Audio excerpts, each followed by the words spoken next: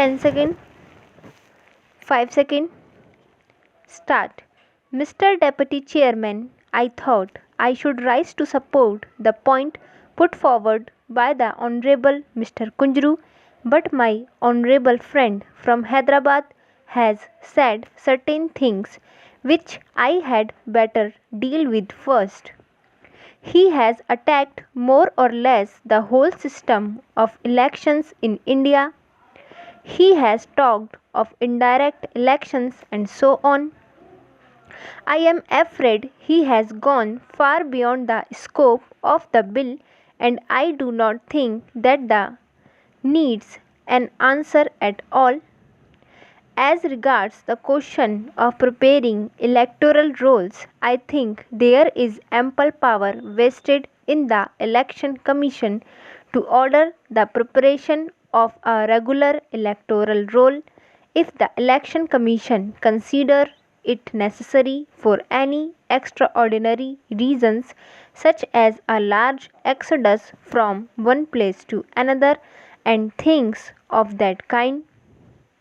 Otherwise, as the honorable member himself said, it is such a vast country and such huge numbers are involved that I think it would be really an unnecessary burden on the resources of the state to launch upon the preparation of electoral rolls every year.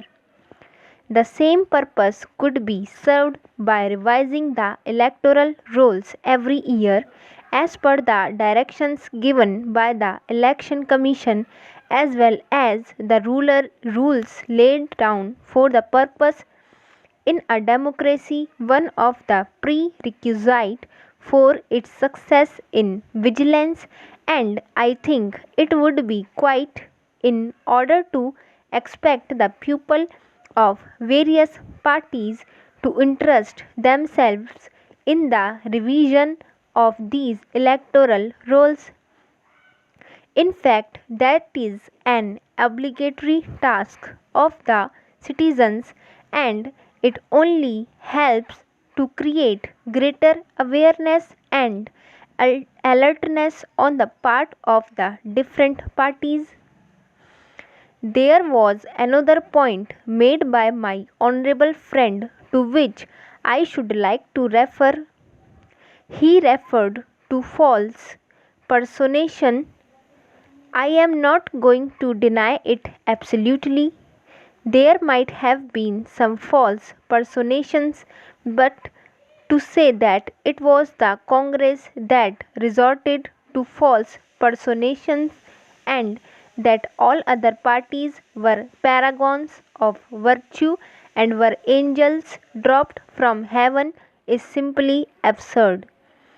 That he should have had the boldness to venture such a reckless statement first, should say irresponsible statement without any proof whatever was wholly unfair on his part to the Congress, and it is no credit to this august House that one of its members should make such an allegation against the opposition parties.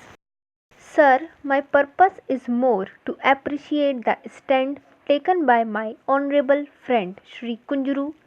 I do not know. It is for the honorable minister to say whether even now, as the clause stands, it would not be open to the Election Commission to review the order of the Chief Electoral Officer made in appeal against an order of the Electoral Registration Officer.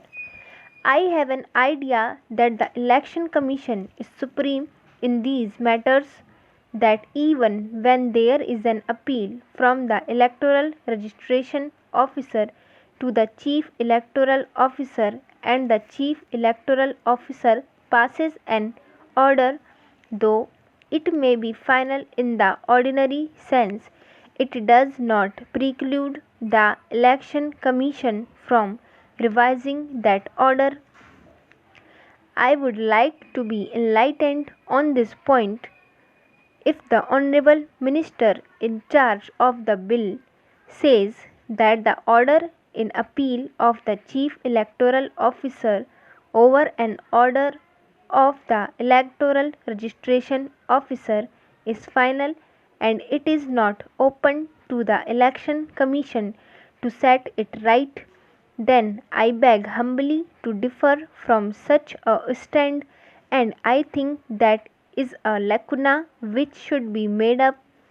So, I would like the Honourable Minister to apply his mind to this aspect and see that in no case the supreme authority of the Election Commission in this matter, which is of vital importance, is in the least abridged or curtailed. I think a slight amendment to clause 23 would set right the whole matter.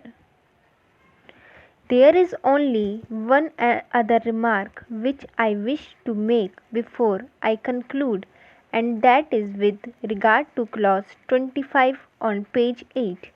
It enjoins on every local authority an obligation to make available to the electoral registration officer such staff as may be necessary for the performance of any duties in connection with the preparation and revision of electoral rolls. Well, with the knowledge that we have of this local authority may fail to make available to the electoral registration officer the staff that he wants. Now, what is the remedy if the local authority does not meet that obligation? If it does not choose to make available the requisite staff that has not been provided for in the bill, it is open to the Honourable Minister to devise some means to meet such a contingency, but I think a clause like this would be very helpful.